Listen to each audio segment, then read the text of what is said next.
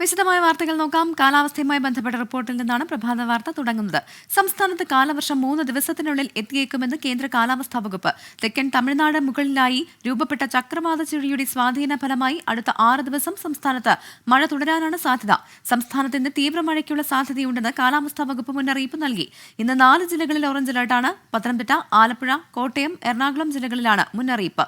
തിരുവനന്തപുരം, കൊല്ലം, ഇടുക്കി, തൃശൂർ ജില്ലകളിൽ yellow alert പ്രഖ്യാപിച്ചിട്ടുണ്ട്.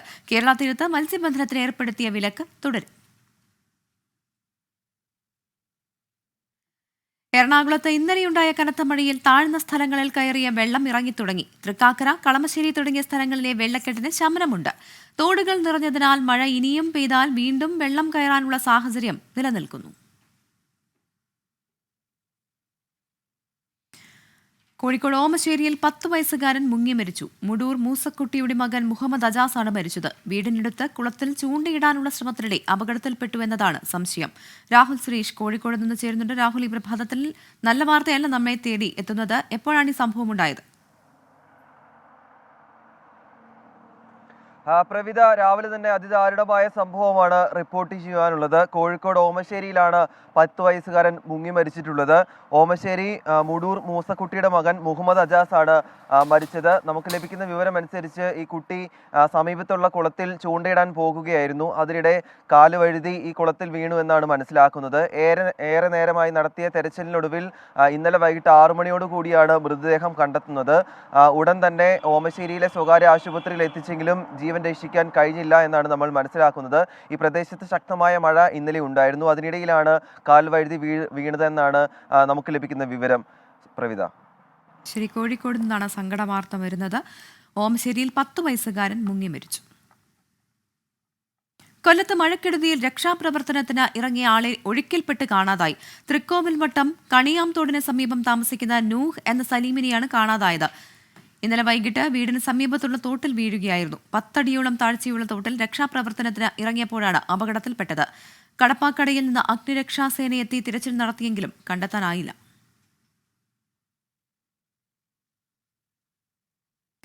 La Nina പ്രതിഭാസം മൂലം കേരളത്തിൽ ഉൾപ്പെടെ ഇത്തവണ മഴ കനക്കും എന്നാണ് കാലാവസ്ഥാ വിദഗ്ധരുടെ പ്രവചനം. ലാനിന അങ്ങേയറ്റം വിനാശകാരിയാണ്. ഇത് മഴയ്ക്കും കൊടുങ്കാറ്റിനും കാരണമാകും. സ്പാനിഷ് ഭാഷയിൽ ലാനിന എന്നാൽ ചെറിയ പെൺകുട്ടി എന്നും എൽ നിനോ എന്നാൽ ചെറിയ ആൺകുട്ടി എന്നുമാണ് അർത്ഥം. ഈ പ്രതിഭാസങ്ങളെക്കുറിച്ച് ഒരു റിപ്പോർട്ട് കാണാം.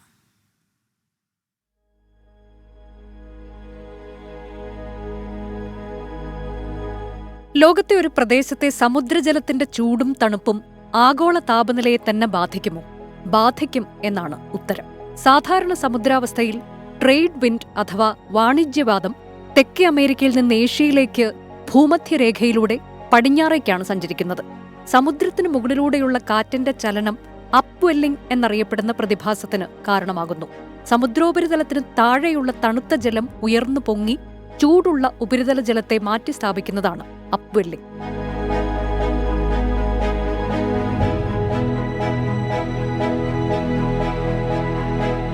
അപ്വെല്ലിംഗ് ഉണ്ടാകാത്ത സന്ദർഭത്തിൽ പസഫിക് സമുദ്രത്തിന്റെ ഉപരിതലത്തിൽ സാധാരണയേക്കാൾ ചൂട് കൂടും. ഇത് എൽനിനോയിലേക്ക് നയിക്കും. ഇന്ത്യയിൽ അത് കുറഞ്ഞ മഴയ്ക്കും ഉയർന്ന താപനിലയ്ക്കും വരൾച്ചയ്ക്കും ഇടയാക്കുന്നു. ലാനിന സമയത്ത് ശക്തമായ വാണിജ്യവാദങ്ങൾ ചൂട് ജലത്തെ ഏഷ്യയിലേക്ക് തള്ളുന്നു. ഇത് മഴ വർദ്ധിക്കാൻ ഇടയാക്കും. കഴിഞ്ഞ വർഷം ജൂണിൽ ആരംഭിച്ച എൽനിനോ നിലവിൽ ദുർബലമാണ്. ജൂൺ മാസത്തോടെ എൽനിനോ സതേൺ ഓസിലേഷൻ ഇല്ലാതാകുന്നത് മൂലം ലാനിന സംജാതമാകും. ഇന്ത്യയുടെ കിഴക്ക്, വടക്ക് കിഴക്കൻ പ്രദേശങ്ങൾ ഒഴികെയുള്ള സ്ഥലങ്ങളിൽ ഓഗസ്റ്റ് മുതൽ കനത്ത മഴയ്ക്കും കൊടുങ്കാറ്റിനും അത് കാരണമാകുമെന്നാണ് കാലാവസ്ഥാ ശാസ്ത്രജ്ഞർ പ്രവചിക്കുന്നത്. കേരളത്തെ കാത്തിരിക്കുന്നത് പെരുമഴയാകാനുള്ള സാധ്യത തള്ളിക്കളയാനാകില്ലെന്നാണ് ലഭിക്കുന്ന സൂചന. Research desk 24. മറ്റു വാർത്തകൾ നോക്കാം. മദ്യനയത്തിൽ ഇളവിന് ബാർ ഉടമകളോട് പിരിവ് ആവശ്യപ്പെട്ട ശബ്ദ സന്ദേശത്തെക്കുറിച്ചുള്ള പ്രാഥമിക അന്വേഷണത്തിന്റെ ഭാഗമായി ക്രൈംബ്രാഞ്ചിന്റെ മൊഴിയെടുപ്പ് തുടരുന്നു. ബാർ ഉടമ നേതാവ് അനിമോൻ വിവാദ ശബ്ദ സന്ദേശം അയച്ച വാട്സാപ്പ് ഗ്രൂപ്പിലെ മറ്റംഗങ്ങളുടെയും ശബ്ദരേഖയിൽ പരാമർശിച്ച ഹോട്ടൽ ഉടമകളുടെയും മൊഴി ക്രൈംബ്രാഞ്ച് രേഖപ്പെടുത്തി. കൂടുതൽ ബാർ ഉടമകളുടെ മൊഴി രേഖപ്പെടുത്തും. അതേസമയം ബാർ കോഴ ആരോപണത്തിൽ സർക്കാരിനെതിരെ വിമർശനം കടുപ്പിക്കുകയാണ് പ്രതിപക്ഷം. മദ്യനയത്തിൽ എക്സൈസ് വകുപ്പിനേക്കാൾ താൽപര്യം ടൂറിസം വകുപ്പിനാണെന്ന ആരോപണം പ്രതിപക്ഷം ആവർത്തിക്കുകയാണ്. മസാല ബോണ്ട് കേസിൽ ഇഡിയുടെ സമൻസ് ചോദ്യം ചെയ്ത് കിഫ്ബിയും മുൻ ധനമന്ത്രി ഡോക്ടർ ടി.എം. തോമസ് ഐസക്കും നൽകിയ ഹർജികൾ ഹൈക്കോടതി ഇന്ന് വീണ്ടും പരിഗണിക്കും. പുതിയ സമൻസിൽ തോമസ് ഐസക്കിനെതിരെ കടുത്ത നടപടികൾ പാടില്ലെന്ന് ഹൈക്കോടതി നേരത്തെ നിർദ്ദേശിച്ചിരുന്നു. തൽസ്ഥിതി തുടരാൻ ഇടക്കാല ഉത്തരവ് ഇറക്കുകയും ചെയ്തു. മസാല ബോണ്ട് ഇടപാടിലെ ഫെമ നിയമലംഘനത്തെക്കുറിച്ച് തോമസ് ഐസക്കിന് അറിവുണ്ടായിരുന്നുവെന്നും കിഫ്ബിയുടെ മറുപടി ഇക്കാര്യം ശരിവയ്ക്കുന്നതാണെന്നും ഇഡി കോടതിയെ അറിയിച്ചിട്ടുണ്ട്. മൂന്നാർ കയ്യേറ്റം ഹൈക്കോടതി ഇന്ന് വീണ്ടും പരിഗണിക്കും. കയ്യേറ്റവുമായി ബന്ധപ്പെട്ട് കോടതിയിൽ പരാജയപ്പെട്ട കേസുകളുടെ വിവരങ്ങൾ അറിയിക്കാൻ കഴിഞ്ഞ ദിവസം ഹൈക്കോടതി സർക്കാരിന് നിർദ്ദേശം നൽകിയിരുന്നു. ഇതിന്റെ വിശദാംശങ്ങൾ കൂടി പരിശോധിച്ച ശേഷമാകും സിബിഐ അന്വേഷണത്തിൽ തീരുമാനമെടുക്കുക. കയ്യേറ്റവുമായി ബന്ധപ്പെട്ട് 100 കണക്കിന് കേസുകൾ രജിസ്റ്റർ ചെയ്തിട്ടുണ്ടെങ്കിലും പ്രതി ചേർക്കപ്പെട്ട ഉദ്യോഗസ്ഥർക്കെതിരെ ക്രിമിനൽ ഗൂഢാലോചന, കള്ളാധാരമുണ്ടാക്കൽ തുടങ്ങിയ കുറ്റങ്ങൾ മാത്രമാണ് ചുമത്തിയിരിക്കുന്നത്. മൂന്നാർ കയ്യേറ്റത്തിൽ സർക്കാർ അലംഭാവം കാണിക്കുന്നുവെന്ന് ഹൈക്കോടതി കഴിഞ്ഞ ദിവസം വിമർശിച്ചിരുന്നു. 24 അതിരപ്പള്ളി റിപ്പോർട്ടർ റൂബൻ ലാലിനെ വനം വകുപ്പിന്റെ കള്ളക്കേസിൽ പോലീസ് അറസ്റ്റ് ചെയ്തതിൽ പ്രതിഷേധം ശക്തമാക്കി പരിസ്ഥിതി സംഘടനകൾ നാളെ കൊന്നക്കുഴി ഫോറസ്റ്റ് സ്റ്റേഷനിലേക്ക് മാർച്ച് നടത്തും. റൂബിനെതിരായ മർദ്ദന പരാതിയിൽ കഴമ്പുണ്ടെന്ന് കാട്ടി ബീറ്റ് ഫോറസ്റ്റ് ഓഫീസർ ജാക്സണിനെതിരെ വനം വകുപ്പ് നടപടിയെടുത്തിരുന്നു. അവയവക്കടത്ത് കേസിൽ പാലാരിവട്ടം സ്വദേശി സജിത് ശ്യാമിനെ 4 ദിവസത്തെ പോലീസ് കസ്റ്റഡിയിൽ വിട്ടു. കടത്ത് സംഘത്തിന്റെ സാമ്പത്തിക ഇടപാടുകൾ കൈകാര്യം ചെയ്തിരുന്നത് സജിത്തായിരുന്നു. സജിത്തിനെയും നേരത്തെ കസ്റ്റഡിയിൽ വാങ്ങിയ സാബിത് നാസറിനെയും ഒരുമിച്ചിരുത്തി ചോദ്യം ചെയ്യും. ഇതിനിടയിൽ അന്വേഷണ സംഘം ഹൈദരാബാദിൽ പരിശോധന ആരംഭിച്ചു. കേസിലെ മുഖ്യകണ്ണി ഹൈദരാബാദിലെന്ന സാബിത് നാസറിന്റെ മൊഴിയുടെ അടിസ്ഥാനത്തിലാണ് പരിശോധന. കഴിഞ്ഞ ദിവസം തമിഴ്നാട്ടിലും സമാനമായ രീതിയിൽ അന്വേഷണ സംഘം പരിശോധന നടത്തിയിരുന്നു. ഈ വർഷത്തെ വിഷു ബമ്പർ ഭാഗ്യശാലി ആരാണെന്ന് ഇന്നറിയാം. ഉച്ചയ്ക്ക് 2 മണിക്ക് ഗോർഖി ഭവനിലാണ് വിഷു ബമ്പർ നറുക്കെടുപ്പ്. 12 കോടി രൂപയാണ് ഒന്നാം സമ്മാനം. പുറത്തിറക്കിയ 42 ലക്ഷം ടിക്കറ്റുകളിൽ 10,000-ൽ താഴെ ടിക്കറ്റുകൾ മാത്രമാണ് വിറ്റഴിക്കാനുള്ളത്. 300 രൂപയാണ് ടിക്കറ്റിന്റെ വില. രാവിലെ 11:30 വരെ വിൽപ്പന നടത്താം. ഈ സമയത്തിനുള്ളിൽ മുഴുവൻ ടിക്കറ്റുകളും വിറ്റുപോകും എന്നാണ് സർക്കാർ പ്രതീക്ഷിക്കുന്നത്. ഇതുവരെ ടിക്കറ്റ് വിൽപ്പനയിലൂടെ സർക്കാരിന്റെ ഖജനാവിലേക്ക് എത്തിയത് 125 കോടി രൂപയെന്നാണ് വിവരം. 1 കോടി രൂപ വീതം 6 സീരീസുകൾക്ക് രണ്ടാം സമ്മാനം ലഭിക്കും. പുതിയ ഡ്രൈവിംഗ് ലൈസൻസ് പരിഷ്കാരങ്ങളിൽ മാറ്റം വേണ്ടെന്ന നിലപാടിൽ കേന്ദ്ര സർക്കാർ. ഡ്രൈവിംഗ് ടെസ്റ്റിന്റെ ചുമതല RTOമാരിൽ നിന്നും സ്വകാര്യ അംഗീകൃത ഡ്രൈവിംഗ് സ്കൂളുകൾക്ക് നൽകുന്ന തീരുമാനവുമായി മുന്നോട്ടു പോകാനാണ് കേന്ദ്ര സർക്കാരിന്റെ തീരുമാനം. എന്നാൽ ലൈസൻസിന് അപേക്ഷ സമർപ്പിക്കുന്ന രീതിക്ക് മാറ്റമുണ്ടാകില്ല.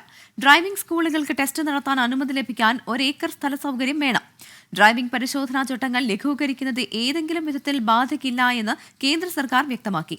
ലൈസൻസ് ഇല്ലാതെ വാഹനമോടിച്ചാൽ 2,000 രൂപ മുതൽ പിഴ ഈടാക്കും. പ്രായപൂർത്തിയാകാത്തവർ ഡ്രൈവ് ചെയ്താൽ 25,000 രൂപ മുതൽ പിഴയും മറ്റ് നിയമ നടപടികളും ഉണ്ടാകും. ജൂൺ 1 മുതലാണ് പുതിയ ഡ്രൈവിംഗ് ലൈസൻസ് പരിഷ്കാരങ്ങൾ നടപ്പിലാക്കുക.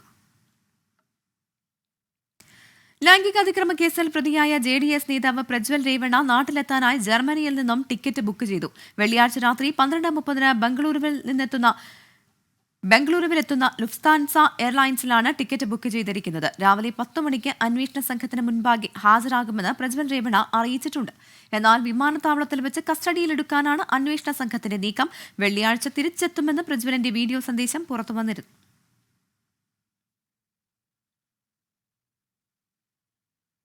ലോക്സഭാ തെരഞ്ഞെടുപ്പിന്റെ 7ാം ഘട്ട വോട്ടെടുപ്പിന്റെ പരസ്യപ്രചാരണം നാളെ അവസാനിക്കും. അവസാനഘട്ട തെരഞ്ഞെടുപ്പിൽ പ്രചാരണം കൊഴുപ്പിക്കാനാണ് രാഷ്ട്രീയ പാർട്ടികളുടെ തീരുമാനം. നാളത്തെ കുട്ടിക്കലാശത്തിൽ പ്രധാനപ്പെട്ട നേതാക്കൾ പങ്കെടുക്കണമെന്ന് ഇരുമുന്നണികളും നിർദ്ദേശം നൽകിയിട്ടുണ്ട്. വാരാണസി അടക്കമുള്ള വിവിധ മണ്ഡലങ്ങളിൽ BJPയുടെ പ്രത്യേക ജനസമ്പർക്ക പരിപാടികൾ നടത്തും. തെരഞ്ഞെടുപ്പ് നടക്കുന്ന മണ്ഡലങ്ങളിൽ യുവജന സംഗമം സംഘടിപ്പിക്കാൻ കോൺഗ്രസ് തീരുമാനം. പ്രധാനമന്ത്രി നരേന്ദ്രമോദിയും രാഹുൽ ഗാന്ധിയും ഇന്ന് വിവിധ റാലികളിൽ പങ്കെടുക്കും. ഉഷ്ണതരംഗം രൂക്ഷമായ ഡൽഹിയിൽ ചൂട് 50 ഡിഗ്രിയിലേക്ക്. നരേല, മുകേഷ്പൂർ, നജഫ്ഗഡ് തുടങ്ങി മേഖലകളിൽ ഇന്നലെ 49.9 ഡിഗ്രി സെൽഷ്യസാണ് രേഖപ്പെടുത്തിയത്. ഇനിയുള്ള ദിവസങ്ങളിൽ ചൂട് കനക്കുമെന്ന് കാലാവസ്ഥാ നിരീക്ഷണ കേന്ദ്രം അറിയിച്ചിട്ടുണ്ട്. ഡൽഹിയിൽ റെഡ് അലർട്ട് തുടരും. ഉഷ്ണതരംഗം രൂക്ഷമായതിനെ തുടർന്ന് ജലപ്രതിസന്ധി വിഷയത്തിൽ ഡൽഹി സർക്കാർ സുപ്രീം കോടതിയെ സമീപിക്കും. ചൂട് കനത്തതോടെ വെള്ളം നൽകുന്നതിൽ നിന്ന് ഹരിയാനയും ഉത്തർപ്രദേശും ഒഴിഞ്ഞുമാറുന്നു എന്ന് ചൂണ്ടിക്കാട്ടിയാണ് ഹർജി നൽകുക. സ്കൂളിലേക്ക്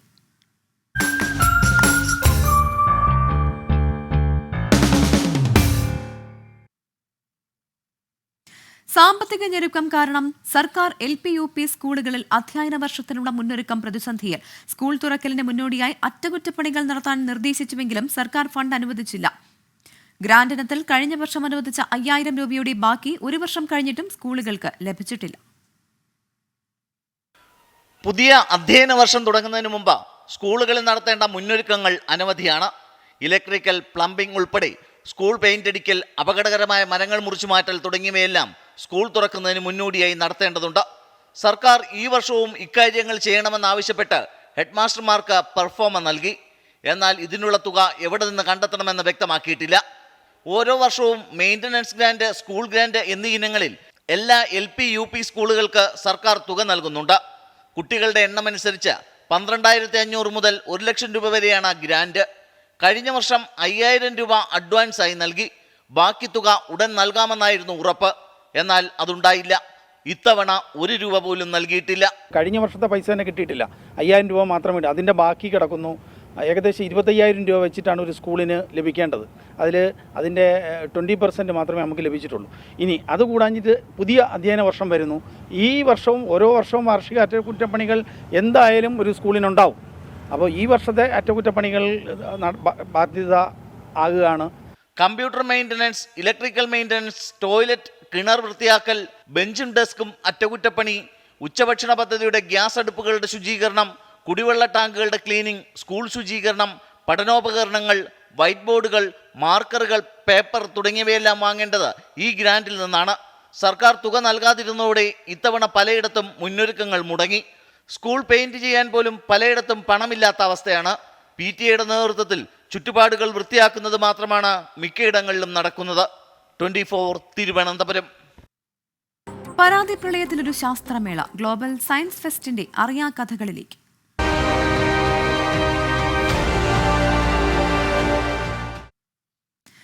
തിരുവനന്തപുരം ഗ്ലോബൽ സയൻസ് ഫെസ്റ്റിനെതിരായ പരാതികൾക്ക് കാരണം സംഘാടനത്തിലെ പിഴവ്. നഗരമേഖലയെ ഒഴിവാക്കി വേദി നിശ്ചയിച്ചതും മുന്നൊരുക്കങ്ങളില്ലാതെ പരിപാടി തുടങ്ങിയതും തിരിച്ചടിയായി. നൽകാനുള്ള കോടികൾ എവിടെ നിന്ന് സമാഹരിക്കുമെന്നും സംഘാടകർക്ക് അറിയില്ല. സർക്കാരിന്റെ സഹായം തേടിയെന്ന് JSFK convener doctor Vaisakhan Thampi 24നോട് പറഞ്ഞു. അടിമുടി പരാതി പ്രളയത്തിൽ മുങ്ങിയാണ് ഗ്ലോബൽ സയൻസ് ഫെസ്റ്റ് തോന്നക്കലിൽ സമാപിച്ചത്. ആകെ ചെലവായി സംഘാടകർ പറഞ്ഞത് 14 കോടി. അടിസ്ഥാന സൗകര്യമൊരുക്കാൻ സർക്കാർ ചെലവാക്കിയത് 4 കോടി. പരിപാടി കഴിഞ്ഞതോടെ നഷ്ടം 6.5 കോടി. എന്തുകൊണ്ട്? കാരണങ്ങൾ ഇങ്ങനെ. നഗരമേഖല ഒഴിവാക്കി തോന്നക്കലിൽ വേദി നിശ്ചയിച്ചത് ആദ്യ തിരിച്ചടി. ജനുവരി 15-ന് തുടങ്ങേണ്ട ഫെസ്റ്റിനായി പണി തുടങ്ങിയത് ഒരാഴ്ച മുമ്പ്. ജനങ്ങളെ ആകർഷിക്കാൻ ഫെസ്റ്റിന് കഴിഞ്ഞില്ല. പ്രതിദിനം പ്രതീക്ഷിച്ചത് 25,000 പേരെ, വന്നത് 5,000-ൽ താഴെ. ഉയർന്ന ടിക്കറ്റ് നിരക്ക് കാണികളെ പിന്നോട്ട് നടത്തി. കല്ലുകടിയായി അമ്യൂസിയം KCST തർക്കം. വീഴ്ചകൾ സമ്മതിക്കുമ്പോഴും സർക്കാർ സഹായത്തിനായി കാത്തിരിക്കുന്നുവെന്നാണ് സംഘാടകർ പറയുന്നത്. തീർച്ചയായിട്ടും പരാതികൾക്ക് ഉന്നയിക്കുന്നവർക്ക് വളരെ ജെനുവിനായിട്ടുള്ള റീസൺസ് ഉണ്ട്. അവരുടെ ബുദ്ധിമുട്ടുകൾ തീർച്ചയായിട്ടും ജെനുവിനായിട്ടുള്ളതാണ്. സാമ്പത്തികമായി നഷ്ടമുണ്ടായ ഒരു പ്രോഗ്രാമാണ്. നമ്മുടെ വിസിറ്റർ കൗണ്ട് നമ്മൾ പ്രതീക്ഷിച്ചതിനേക്കാളും വളരെ താഴ്ന്നു. അപ്പോൾ സ്വാഭാവികമായിട്ടും ടിക്കറ്റ് വരുമാനത്തിൻ്റെ കാര്യത്തിലൊക്കെ അതിന് ആനുപാതികമായിട്ടുള്ള കുറവുണ്ടായി. സർക്കാരിൽ നിന്ന് അനുഭാവമായിട്ടുള്ളൊരു നടപടി നമ്മളിതിൽ പ്രതീക്ഷിക്കുന്നുണ്ട്. കാരണം അവർക്കും അവയറായിട്ട് സർക്കാരിനും ഇത് ബോധ്യപ്പെട്ടിട്ടുള്ള കാര്യമാണ്.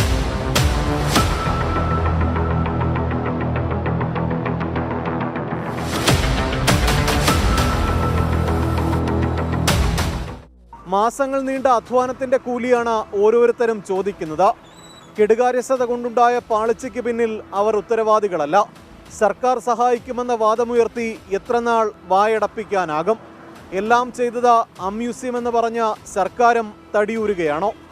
MG പ്രതീഷ്, 24 തിരുവനന്തപുരം.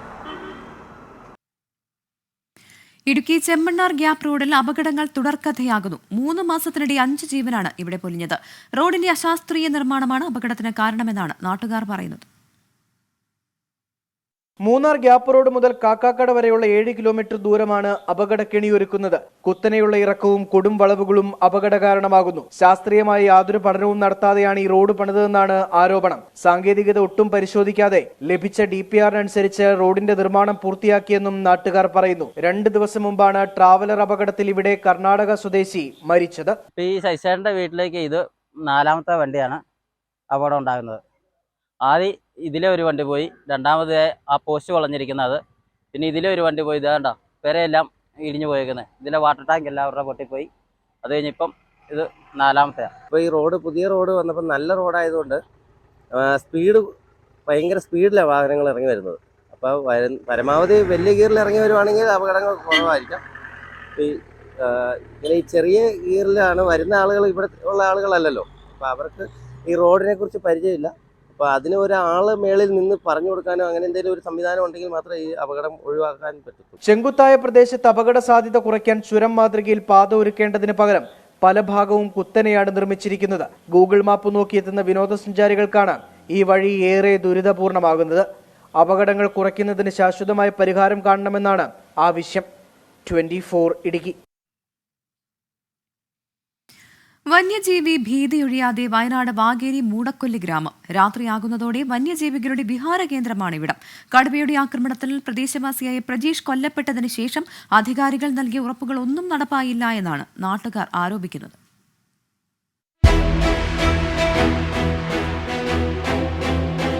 ഇത് മൂടക്കൊല്ലിയിലെ ഒരു വീടിന്റെ അവസ്ഥയാണ്. കഴിഞ്ഞ ദിവസം കാട്ടാനയെത്തിയാണ് വീടിന്റെ ഒരു ഭാഗം ഇങ്ങനെ തകർത്തത്.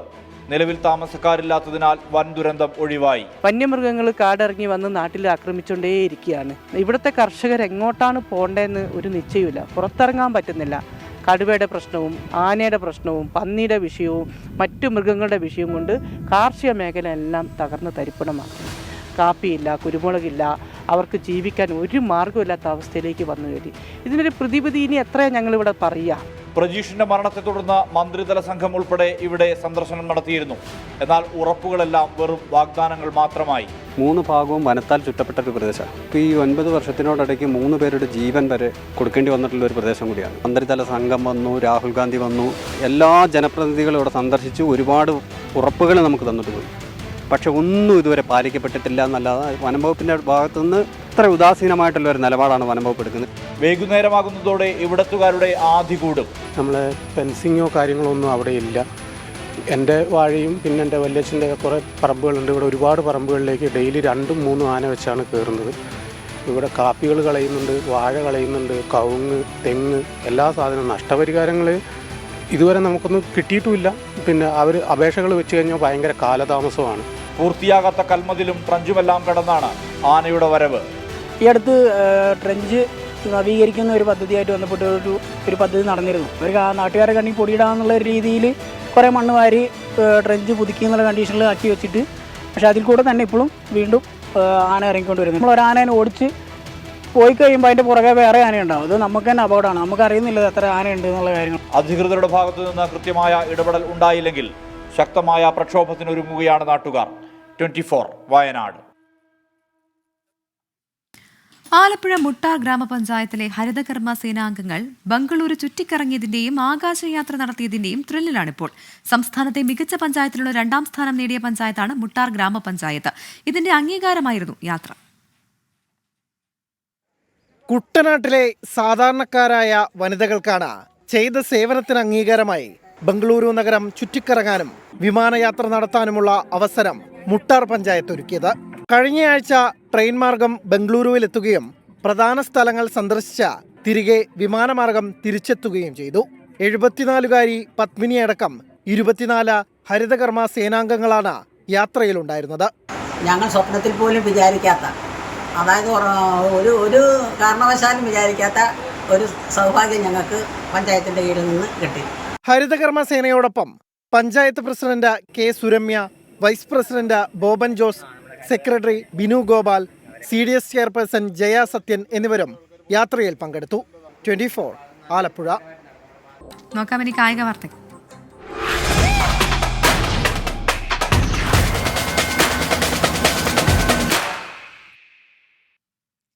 ഫ്രഞ്ച് ഓപ്പൺ ടെന്നീസിന്റെ 2ാം റൗണ്ടിൽ ജയം ലക്ഷ്യമിട്ട് പ്രമുഖ താരങ്ങൾ ഇന്നിറങ്ങും. പുരുഷ സിംഗിൾസിൽ Jannik Sinner, Carlos Alcaraz, Daniil Medvedev എന്നിവർക്കെല്ലാം മത്സരമുണ്ട്. വനിതാ വിഭാഗത്തിൽ നിലവിലെ 1ാം നമ്പർ താരം ഇഗ ഷ്വാംതെക് മുൻ 1ാം നമ്പർ ജപ്പാന്റെ നവോമി ഒസാക്കി നേരിടും. ഓൻസ് ജാബ്യൂർ, മാർക്കേറ്റ വാന്ദ്രസോവ, യലീന ഒസ്തപെൻകോ എന്നിവർക്കും ഇന്ന് 2ാം റൗണ്ട് പോരാട്ടങ്ങളുണ്ട്.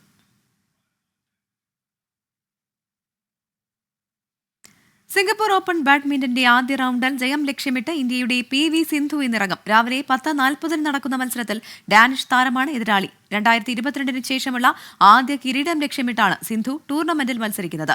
കഴിഞ്ഞ ദിവസം നടന്ന മലേഷ്യൻ മാസ്റ്റേഴ്സിന്റെ ഫൈനലിൽ സിന്ധു തോറ്റിരുന്നു. പുരുഷ സിംഗിൾസിൽ ലക്ഷ്യ സെൻ, K. ശ്രീകാന്ത് എന്നിവർക്കും ഇന്ന് മത്സരമുണ്ട്. പ്രമുഖ സംരംഭകനും ഗ്ലോബൽ ഇന്ത്യൻ കൗൺസിലിന്റെ ന്യൂയോർക്ക് ചാപ്റ്ററിന്റെ പ്രസിഡന്റുമായ ഡോക്ടർ അനിൽ പൗലോസ് അന്തരിച്ചു. ഹൃദയാഘാതത്തെ തുടർന്ന് കൊച്ചിയിലായിരുന്നു അന്ത്യം. മല്ലപ്പള്ളി മോഡയിൽ കുടുംബാംഗമാണ്. കോലത്ത് കുടുംബാംഗമായ എലിസബത്താണ് ഭാര്യ. ആൻ സൂസന്നെ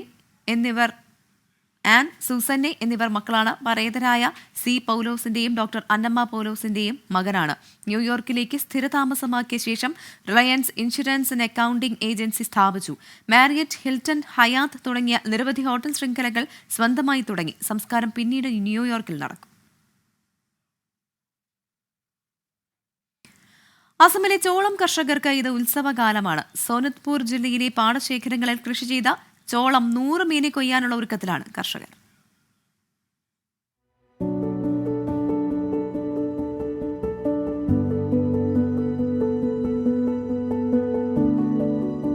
സോനിത്പൂരിലെ കൃഷിയിടങ്ങളിൽ ചോളം വിളവെടുക്കാറായി. ഇത്തവണ പ്രതീക്ഷിച്ചതിലും മികച്ച വിള ലഭിച്ചു. ചോളത്തിന് വിപണിയിൽ നല്ല വിലയും ലഭിക്കും. ക്വിന്റലിന് 1800 രൂപ മുതൽ 1950 വരെയാണ് വില. व्यापारी आते हैं और कृषकों को उपयुक्त इसका रेट देकर यहाँ से हम बिक्री करते हैं, लाभान्वित है और कृषक का इस खेती से बहुत लाभान्वित है, खुश है और वर्तमान रेट 1800 से लेकर 19.5 तक उसमें क्वालिटी के हिसाब से है. കാലാവസ്ഥ അനുകൂലമായി. കച്ചവടക്കാർ കൃഷിയിടത്തിൽ നേരിട്ടെത്തി ധാന്യം ശേഖരിക്കുന്നു. തേയിലകൃഷിക്ക് പേരുകേട്ട അസം സർക്കാർ പുതിയ കൃഷിരീതികൾ പരീക്ഷിക്കുന്നതിന് കർഷകർക്ക് എല്ലാ പിന്തുണയും നൽകുന്നു. 630 MT मक्का जो वो स्टोर कराया गया था गोडाउन पे और उसको फिर जब उसका रेट बढ़ा तो उसको सुगना मिल में मार्केट लिंकेज करवाया गया था.